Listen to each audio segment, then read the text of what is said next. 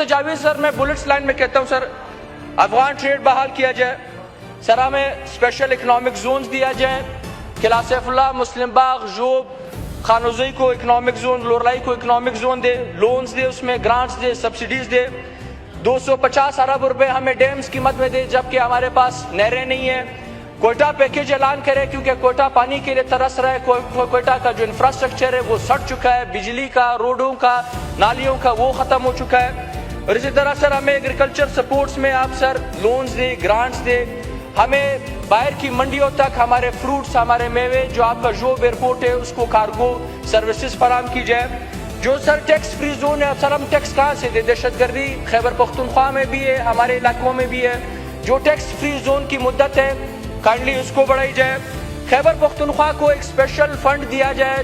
Terrorism کے نام پہ جو کم از کم 500 ارب کا ہونا چاہیے۔ جو ٹبیکو ٹیکس ہے، پہلے تو سر یہ ٹیکس آپ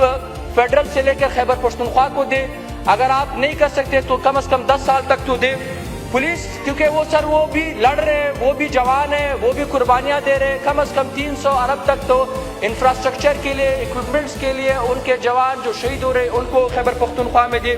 سی پیک 2.0 میں ہمیں حصہ دیا جائے۔ فاٹا کے لیے سر بس بلٹ لائن میں کر رہا ہوں سر، فاٹا کے لیے سر 150 ارب روپے کا package, special economic zone, federal jobs, universities, scholarships, food کے مد میں